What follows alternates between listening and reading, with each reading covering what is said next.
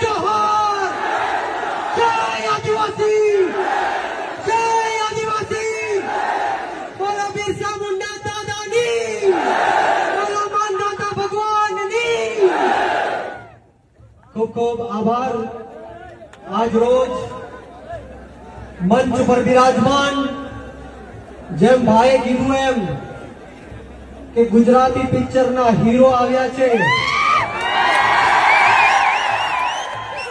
પરંતુ ડેડિયાપાડાના ધારાસભ્ય અને આદિવાસી સમાજના મસીહા અને આદિવાસી સમાજના સાચા હીરો ચૈતરભાઈ વસાવા માટે જોરદાર તાળીઓ થઈ જાય।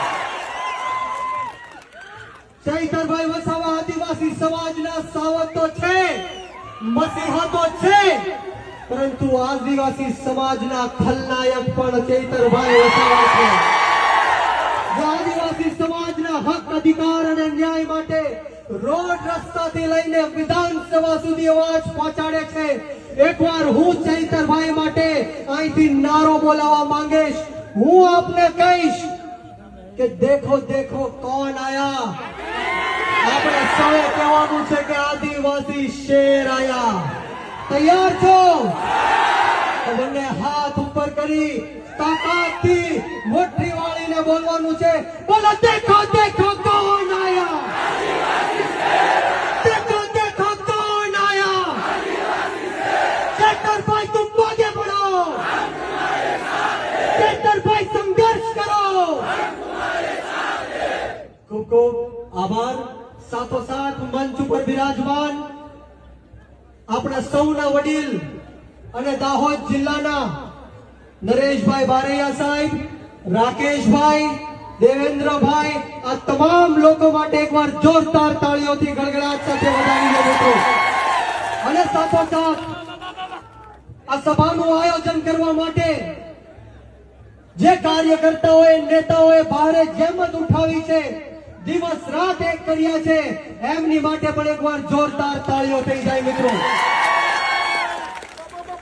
મિત્રો વિશેષ વાતો નથી કરવી, સમય બહુ જાજો થઈ ગયો છે, પરંતુ જે દાહોદ જિલ્લાના લોકોએ, ઓબીસી એસસી એસટી સમાજના લોકોએ જે મને અને ચૈતરભાઈને આશીર્વાદ આપ્યા છે, પ્રેમ આપ્યો છે, જે રીતના એ લોકોએ પોતાની લાગણી દર્શાવી છે, ત્યારે હું દાહોદ જિલ્લાના એક એક વ્યક્તિનું ઋણ જીવનમાં ક્યારેય ભૂલી નહીં શકું। આ તમામ લોકોનો ખૂબ ખૂબ આભાર વ્યક્ત કરું છું। અને સાથોસાથ આ જનસભા ન થવા દેવા માટે અનેક પ્રયત્નો ભ્રષ્ટાચારી ભારતીય જનતા પાર્ટીના લોકોએ કર્યા છે।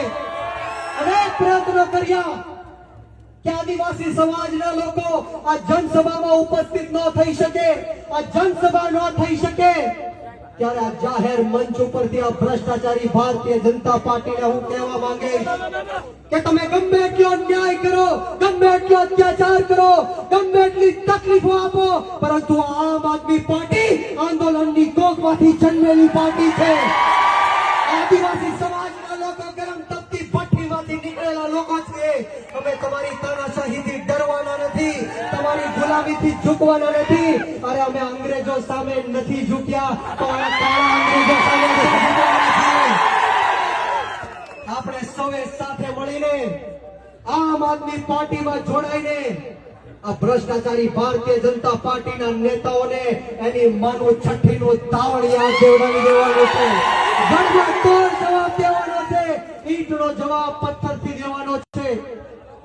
ઘણા બધા અહીંના ભાજપના મંત્રીઓ અને ધારાસભ્યો એવા પ્રયત્ન કરતા હતા કે બ્રિજરાજભાઈ આ સભામાં ન આવે, બ્રિજરાજભાઈ દાહોદ જિલ્લામાં ન આવે, ચૈતરભાઈ આ સભામાં ન આવે, દાહોદ જિલ્લામાં ન આવે, પરંતુ હું એ મંત્રીઓને, ધારાસભ્યોને કહેવા માંગીશ कि क्या सोचे थे नहीं लौटेंगे,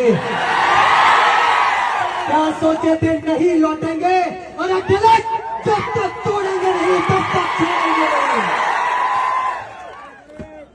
आदिवासी समाज ने हूँ कहवा आयो छू કે એક થઈ જાઓ, સંગઠિત થઈ જાઓ। ચૈતર વસાવા તમારી પડખે ઉભો છે, કોઈને પણ અન્યાય અને અત્યાચાર થશે, આમ આદમી પાર્ટી તમારી પડખે ઊભી છે. અને આદિવાસી સમાજના મોટા ભાગના લોકો ખેતી સાથે સંકળાયેલા છે. ત્યારે હું આ ખેત મજૂરોને કહેવા માંગીશ, ખેડૂતોને કહેવા માંગીશ કે આપણી સમસ્યાઓ શું છે, શા માટે ખેડૂતો વિરોધ કરી રહ્યા છે, શા માટે ખેડૂતોને આક્રોશ છે, શા માટે બ્રિજરાજભાઈ બોલી રહ્યા છે, શા માટે ચૈતરભાઈ બોલી રહ્યા છે, શા માટે નરેશભાઈ રાકેશભાઈ બોલી રહ્યા છે. આપણે સૌ ભેગા શું કામ થયા છીએ? આપણે સૌએ શેની લડત લડવાની જરૂર છે? જ્યારે જ્યારે ગુજરાતના ગરીબ ખેડૂત પોતાનો પાક વેચવા માટે જાય છે ત્યારે પૂરતો પાકનો ભાવ એને નથી મળતો. સિંચાઈના પાણી માટે આપણો ગુજરાતનો ખેડૂત લાચાર બનીને મજબૂર બનીને ભીખ માંગવી પડે છે.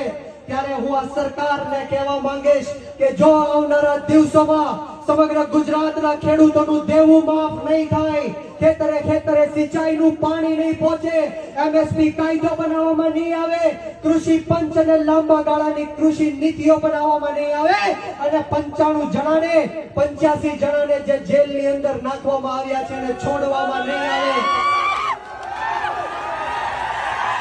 તો સમગ્ર ગુજરાતનો 54 લાખ ખેડૂત એક થઈને આમ આદમી પાર્ટીમાં જોડાઈને ગાંધીનગરનો માર્ગ અપનાવશે, વિધાનસભા ઘેરશે અને જરૂર પડે તો આંદોલન પણ કરશે. આ હું સરકારને કહેવા માંગુ છું. આપણા ભારત દેશનો ઇતિહાસ એવું કહે છે કે જ્યારે જ્યારે ખેડૂતે, ઓબીસી સમાજે, એસસી એસટી સમાજે, આદિવાસીઓએ પોતાનો અવાજ બુલંદ કર્યો છે, પોતાનો અવાજ સરકાર સુધી પહોંચાડ્યો છે, ત્યારે ઇતિહાસ રચાણો છે. ત્યારે હું કહેવા માંગીશ